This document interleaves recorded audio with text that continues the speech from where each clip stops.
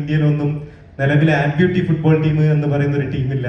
പക്ഷെ ഈ അടുത്ത കുറച്ച് മാസം കഴിഞ്ഞാൽ വോളിബോൾ ടീമിന്റെ ഒരു സെലക്ഷൻ നടക്കുന്നുണ്ട് തൃശ്ശൂർ വെച്ചിട്ട്. അതിന് പങ്കെടുക്കാൻ താല്പര്യം ഉണ്ടെങ്കിൽ വാ എന്ന് പറഞ്ഞപ്പോൾ ഞാൻ ആ സെലക്ഷൻ ട്രയൽസിന് പോയി.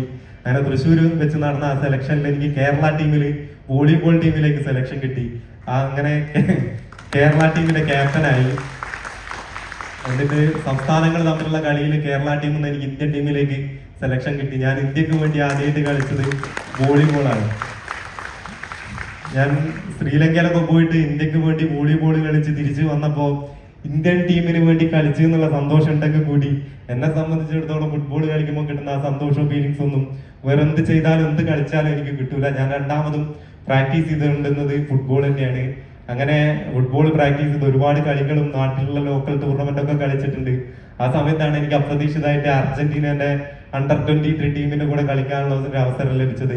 കഴിഞ്ഞ ഒളിമ്പിക്സ്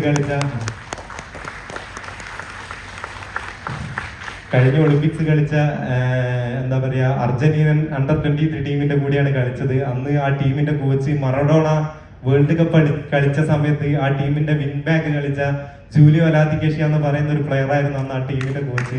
കളി കഴിഞ്ഞിട്ട് ആ കോച്ച് എനിക്ക് അർജന്റീനയുടെ ഒഫീഷ്യൽ ക്യാപ്പ് ഉരി തന്ന സന്ദർഭമൊക്കെ എന്റെ ജീവിതത്തിൽ ഉണ്ടായിട്ടുണ്ട്. അതൊക്കെ എന്റെ ജീവിതത്തിൽ ഒരിക്കലും മറക്കാൻ പറ്റാത്ത സന്ദർഭങ്ങളാണ്. എന്താ പറയാ, ഞാൻ എല്ലാ സ്ഥലത്തും പോയിട്ട് പറയലുണ്ട്, അന്ന് കളി കഴിഞ്ഞിട്ട് കുളിക്കാൻ പോലും ഞാൻ മറന്നുപോയിട്ടുണ്ട്. ബാക്കി എല്ലാ ദിവസവും കുളിക്കലുണ്ട് കേട്ടാ.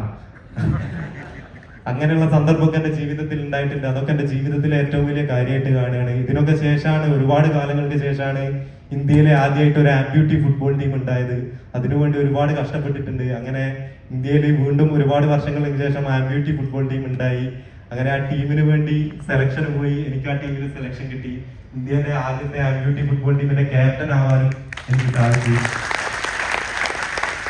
ഇന്ത്യ ആദ്യമായിട്ട് ആംബ്യൂട്ടി ഫുട്ബോൾ ടൂർണമെന്റ് കളിച്ചത് കെനിയക്കെതിരെയാണ്. ആ കളി കഴിഞ്ഞ് ഈ അടുത്ത് കുറച്ചു മാസങ്ങൾ മുന്നേ ഇന്ത്യ ആംബ്യൂട്ടി ഫുട്ബോൾ ടീമിന്റെ വേൾഡ് കപ്പിന്റെ ക്വാളിഫിക്കേഷൻ മത്സരങ്ങളൊക്കെ കളിച്ചിട്ടുണ്ട്.